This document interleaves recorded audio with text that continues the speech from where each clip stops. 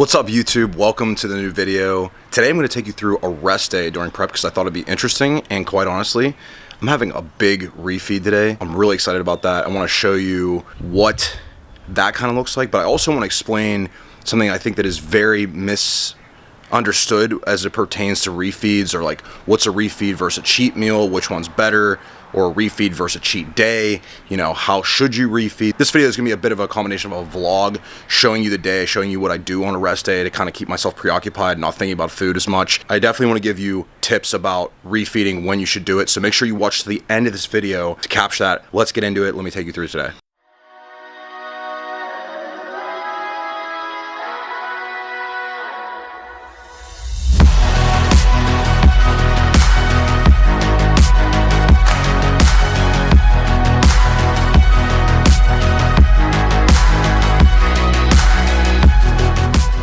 So here's the whole meal. It looks like a mess, I know, but just bear with me here, I'll explain it all. So there's 2 whole English muffins on there, and there's another half of one, so it's 2.5. And then there's also 133 grams of ground beef. I could either do 93.7 or flank steak for that. And then there's 2 egg whites, 1 whole egg, a mix of peppers and onions, and 10 grams of butter. Over here we have a mix of berries. There's like 30 grams of blueberries, 30 grams of raspberries, 40 grams of blackberries. So I want to tell you guys about a little hack that I found, at least. I eat English muffins for my first meal. I pretty much do all my shopping at Aldi for the most part, but I refuse to buy their English muffins. So I've been buying these Thomas, you can see here, buttermilk. I know it's flipped in the camera here, but these actually taste a lot better than the original in my opinion, and the macros are better. So there's only, you would think with them being buttermilk they would have worse macros or something. It's actually not true. There's actually slightly less carbs in here. There's like no fat. There's 1 gram of fat, 4 grams of protein. So it's 130 calories. I want to say the other ones might be like 140, like the original, 140 calories. But these are really, really good. They taste a little better in my opinion, and the calories are lower. So I've been doing this, really enjoy these. So give them a try. If you like English muffins, I would try these buttermilk ones. They're really good. Now that I have eaten and showered, I feel like a human. Once I have my coffee, I'm feeling more like a human. That's something I've really done the last year, is I delay my caffeine till I have eaten, and at least 2 hours after I wake up. I'm not handling caffeine all that well in general. I don't tolerate like high amounts of it anymore, so I typically have half a cold brew or 1 cup of coffee. I've been having mushroom coffee recently, which is really, really good. I'll have to talk about that at some point, maybe in a different video. But anyway, I want to talk about the fact that with rest days, I'm able to space my day out a lot more because obviously I'm not going to train. So what I'm going to do now is I always start by journaling and just get my mind clear and right for the rest of the day. Look at anything I have planned on my to-do list. Then I start knocking that stuff out in order. So today I have some ads to shoot for brands that I partner with, as well as potentially some coaching stuff. I don't usually have clients check in on Thursdays, but I might have 1 or 2 to hit today, so we'll have to see about that. But let me get after it and I'll show you guys some of that.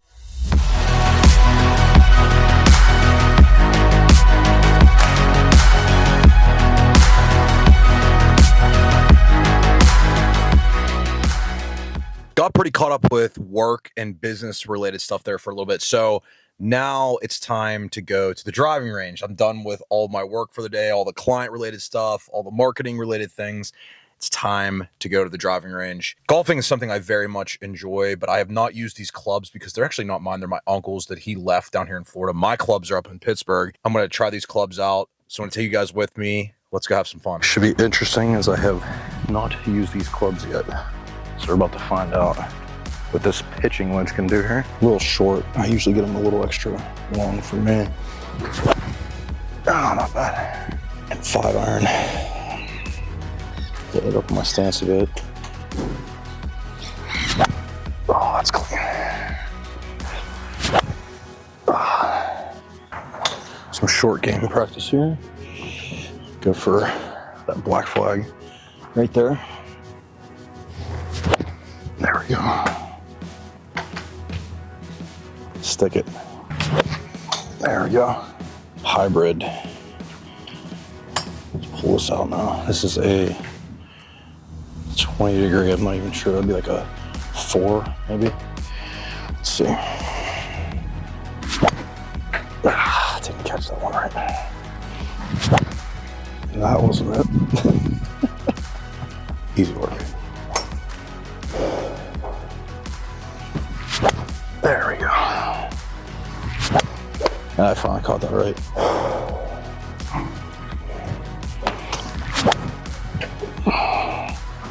Yeah, that's more like it. So all things considered, I'm pretty happy with how I did out there. It was definitely a little rusty at first. First swing wasn't that bad, actually. I don't know why I just said it was rusty. It's always one of those things when you're golfing that the repetition of it over and over just gets a little bit mundane, especially on a driving range. I really like playing out on a course, 9 holes max typically. I don't have the patience for 18 holes, but I'm looking forward to that. I think next rest day I'm going to try to go play out on a course. I just wanted to swing and hit these clubs here. But the most important part is doing things that get my mind away from competing and the monotony of like business and work and stuff, just getting myself out and enjoying myself and not taking things too seriously. I have a very competitive spirit, but I try my best just to get out and have some fun and enjoy myself. That's exactly what I did. I don't think I've ever talked about this on YouTube, but something that is a really good diet hack is to use smaller spoons or utensils when you're eating. If you have smaller meals, you can use smaller plates and bowls. I'm still doing that on this refeed day because I'm trying to slow down and make sure I enjoy these meals and not rush them. If I had the bigger spoon, I would just be eating this way too fast. So I'm gonna dig in, eat this. So it's 50 grams whey isolate, 120 grams cream of rice, got 75 grams banana, 20 grams of almond butter in there, and some cinnamon on top. It's absolutely delicious. I really like getting out and getting steps in like this because it allows me to be very reflective in my thinking. And I was just literally thinking about how I am so profoundly grateful for my life down here, my daily life. It's February and it's 75 degrees outside at night right now.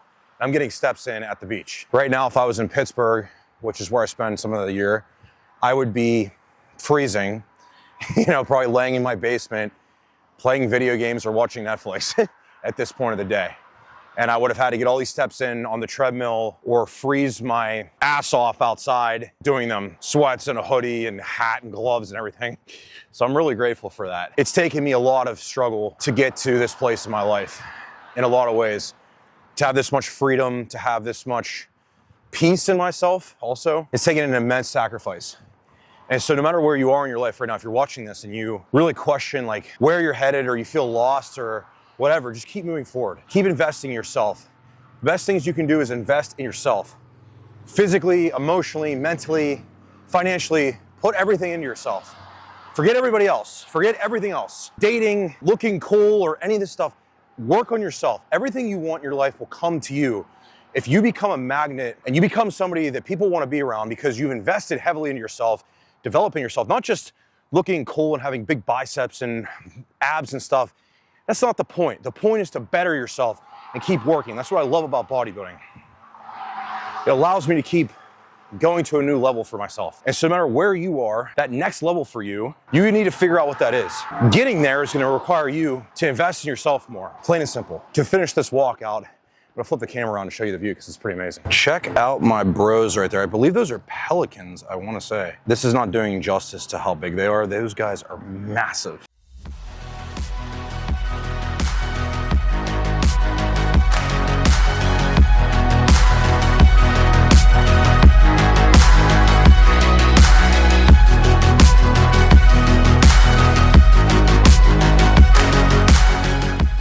So let's dig into the differences between refeeds and cheat meals because I see this constantly misconstrued all over social media. People seem to not have an idea of what either of them really are for. I mean, there's people talking about cheat days. So let's kind of dig into this. Let me explain why, first and foremost, you would do either of them, in my opinion, because I think they do have places, both of them, cheat meals and refeeds. Let's talk about first and foremost what each of them are and then where I personally feel like they should be utilized. So a refeed is going to be a temporary boost in your caloric intake from whatever baseline you're eating right now. So let's say you're eating 2,500 calories and let's say you're having 200 grams of carbs. I'm just using arbitrary numbers right now. For a refeed then, so let's say you boosted your carb intake to 600. From that baseline of 200 carbs to 600, that's an increase of 400 carbs, right? So you're now eating an extra 1,600 calories on top of that. So you're now going to be around like 4,100 calories without factoring in any fats or anything like that. Let's just talk about carbs. So why would you do this? Well, if you run into a stall point in your fat loss phase where you're not progressing anymore, you have a couple options. You could keep trying to push. You could keep trying to knock more fat off. You can increase your cardio expenditure, or you can decrease your caloric intake, or you can do a combination of the two things there. But sometimes what happens is you'll notice is you'll continue to do those things and nothing will happen. Your body response will not mirror that. Your sleep will get really bad. Your training is awful. You're just super high fatigue. You're really irritable, brain fog. These are all signs that it's probably time to do a refeed. When you do this refeed, it's going to be very important to note several things. First of all, you do want to see a scale increase when you do refeeds. So you actually want to see the scale come up, because what that means is that the glycogen stores in your muscles, which are essential for training hard and training well, come back up. Wherever you are when you need that refeed, you need to see those glycogen stores replenish so that you then can push harder in training again. It's very important to understand that. So for some people, depending on their size, they might only need one refeed day. Now, for somebody like me, the last refeeds that I did here, which I talked about in a previous video when I was about 2 weeks ago, I needed 3 consecutive days of anywhere from 450 to 650 grams of carbs for me to gain a half a pound. I dropped weight the first 2 days I had that, because what ends up happening a lot of times is when you're highly stressed out, you do have more cortisol. You end up dropping some weight from the refeed going on. That's basically the gist of refeeds. You utilize them to bring up your glycogen stores to help kickstart your metabolism again, and to get things trending in the direction you need. So then what is the purpose of cheat meals? Well, cheat meals are going to be more on the realm of a free meal. That's the way I like looking at it. You're going to essentially, basically eat whatever you want for one singular meal. The problem with this is that a lot of people, this will turn into a big binge and they become very food focused. So if you give somebody a free meal every week and they're not a disciplined dieter, or they have problems with food, they end up going off the rails and eating like a 5-course meal. You know, they'll have an appetizer, a main dish, and then they're eating ice cream afterwards. I don't really like utilizing this as much, but there is points in time where somebody's been dieting, or I'll be dieting for a long period of time, and you psychologically just want to give the person ability to go out and have what they want and enjoy what they want, because that will help reduce stress as well. And stress is a major, major player when it comes to fat loss.